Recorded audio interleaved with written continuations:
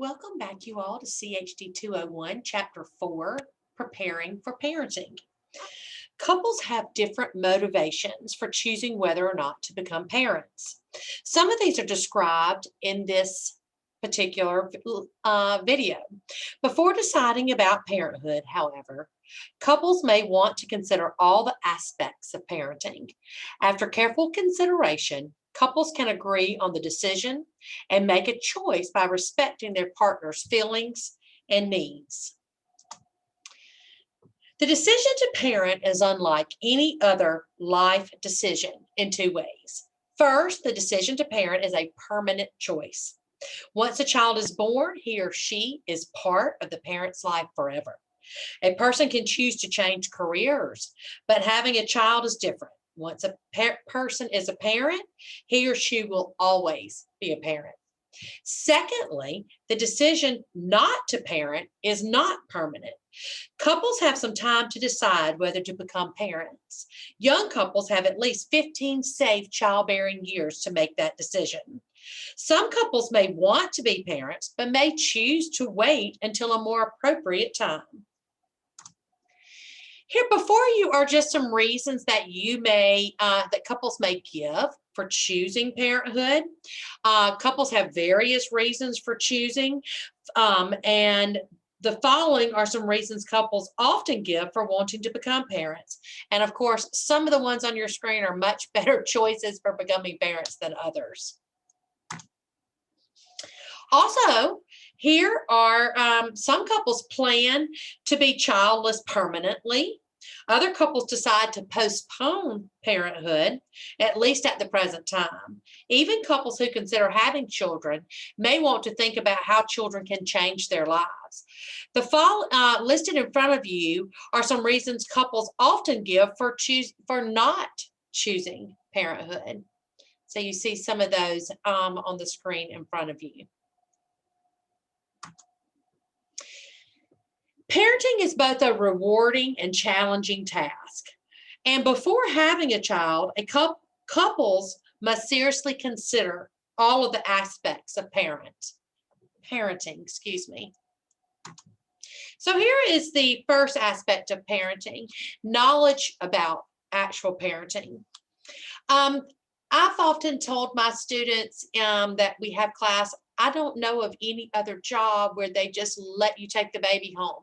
Here you go, take the baby home. So there's really no other job that gives a beginner such a big responsibility sometimes without any training or even adequate training. So a lot of times many couples feel they need help in becoming good parents.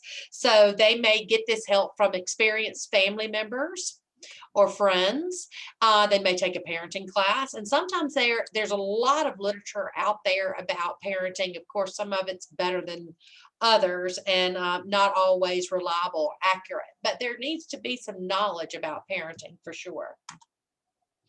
Regardless of age, a person who may be biologically capable of conceiving a child may not have the maturity to become a parent. Maturity is having the intellectual and emotional capacity of a healthy, responsible adult. Maturity is much different than age. People may be mature for their age, but there is a special type of maturity needed for parenting. Children are born into a network of people and relationships. So let's look at these relationships. To prepare for parenthood, couples need to know how children will change their lives. Unlike any other relationship, parenting in the beginning is very one-sided. Babies are demanding of their parents' time and other resources. And parenting during the first few months is quite challenging. Children usually do not strengthen a weak marriage. If a couple has good relationships both inside and outside of their marriage, then having a child will likely enrich their lives. Couples can begin looking at their relationships by asking questions about their about their feelings towards one another. So taking a good look at and examining the spousal relationship. Couples can also look at their present relationships with friends and family. Good relationships with others are positive for the couple and for their possible children. Parenting involves management of time, energy, home care, careers, finances, and resources. And these are things are the ones that are directly needed the most for children. The couple may want to consider all of these factors before having a child. Time and energy. Time and energy are both limited resources and are depleted, which means they're used up very quickly during parenting. To make time for parenting, couples may need to forego certain activities. Parenting is the most energy depleting role a person will likely encounter. Couples may want to consider their health, career demands, and current household tasks to determine if they have enough energy to effectively care for a child. So let's think about what is home care. Homes are resources for family life. The home is where people prepare meals and eat, sleep, groom, and store many personal possessions. Home is the center of the family's relationships and where extended family members and friends gather. First, couples may want to consider how they currently share tasks and how they feel about this division of tasks. They may consider how children might affect how they share responsibilities. If they become parents, will there be major changes in the way they share their responsibilities?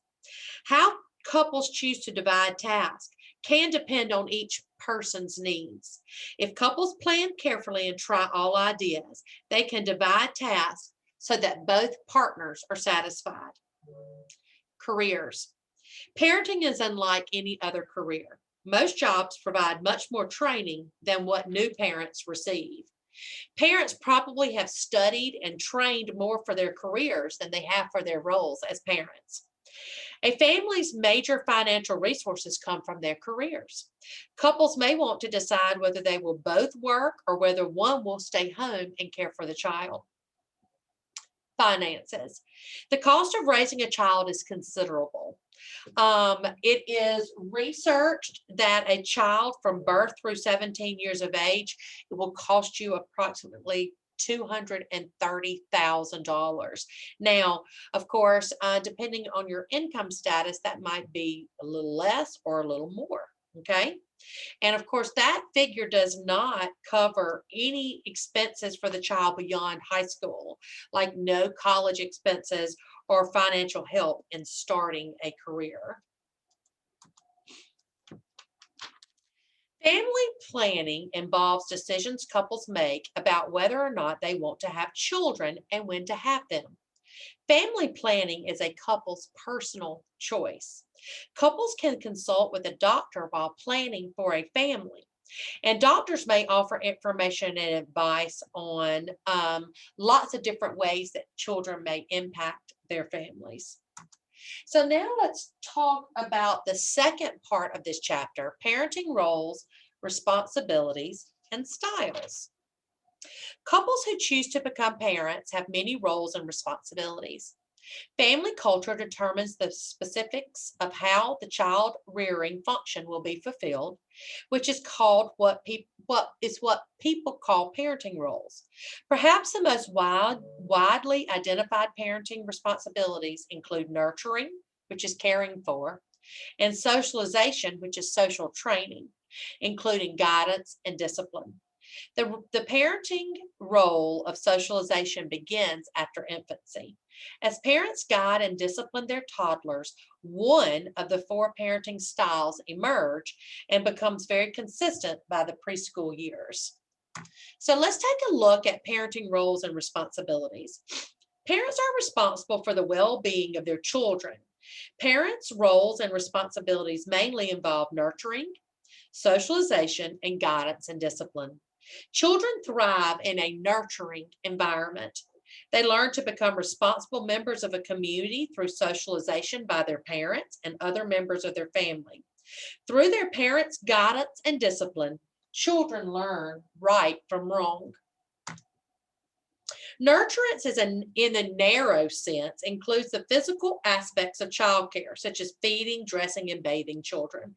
But in a much broader sense, it includes meeting their intellectual needs, such as providing children with a stimulating environment. Nurturance also includes meeting social and emotional needs, such as helping children feel secure and loved.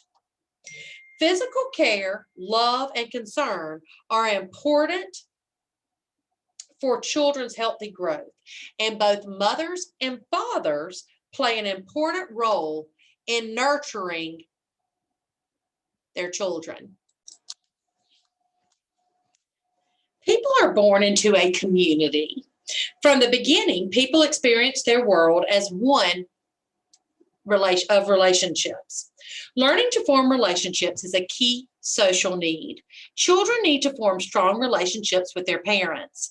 These relationships can help children feel secure and teach them how to respond and relate to other people. Children also need a sense of belonging. To build this sense, parents socialize their children or train them to live as part of the larger social group. Parents teach children about the way of life within the group. Child guidance and discipline are important responsibilities of parenthood. Parents guide their children in their daily interactions with them. Guidance includes the words and actions parents use to influence their children's behavior. Guiding children in a positive way is an important parental role. Discipline is part of guidance. Discipline is the use of methods and techniques to teach children self-control. Through discipline, children learn to act in ways that society finds acceptable. Punishment is not the same as discipline. Punishment is a consequence for a misdeed. For punishment to be effective, the negative consequences must fit the misdeed.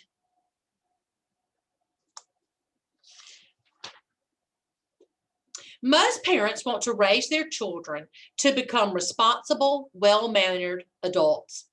As children enter their toddler years, parents must begin using guidance and discipline.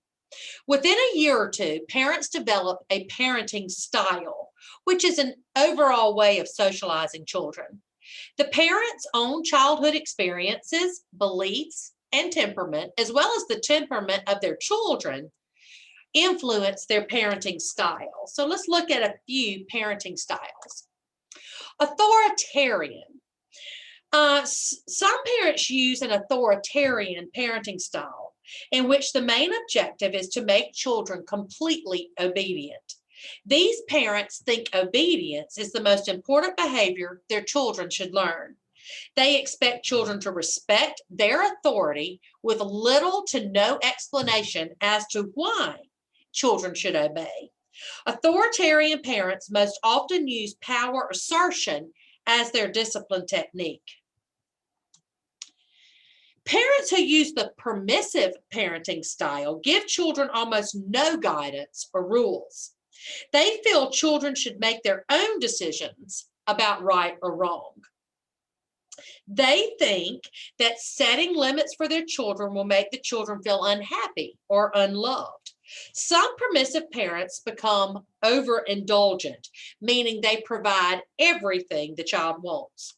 The truth is, without guidelines, these children may feel lost. Permissive parenting can also give children the impression that the parents do not care enough to guide them and teach them, or that they are trying to buy their love. Overparenting is a parenting style in which parents desire to provide for and protect their children beyond what is in the best interest of their children. Overparenting can be defined as parenting by controlling every move the child makes. Many parents find a compromise between the authoritarian and the permissive styles of parenting. They use what we would call an authoritative. It's also sometimes called a democratic style, in which parents set some rules but allow children some freedoms. Parents who typically use the authoritative parenting style also use the induction method of discipline. Their children learn self-discipline in a positive, encouraging setting. Parenting experts endorse the authoritative parenting style as the healthiest for children and families. So let's review what you've learned. Couples have different reasons for wanting or not wanting children. Parenting is challenging because it involves a great deal of maturity. Parenting also involves management of critical family resources. Parenting involves a number of roles and responsibilities, including nurturance, the meeting of a child's needs, socialization, which is the teaching children how to live in groups, and guidance and discipline. Parents can perform these roles and responsibilities through a number of parenting styles. These styles include authoritarian, permissive, overparenting, and authoritative. Parenting experts identify the authoritative parenting style as the healthiest for children and families. So thanks for joining me for chapter 4, and I'll see you again next week.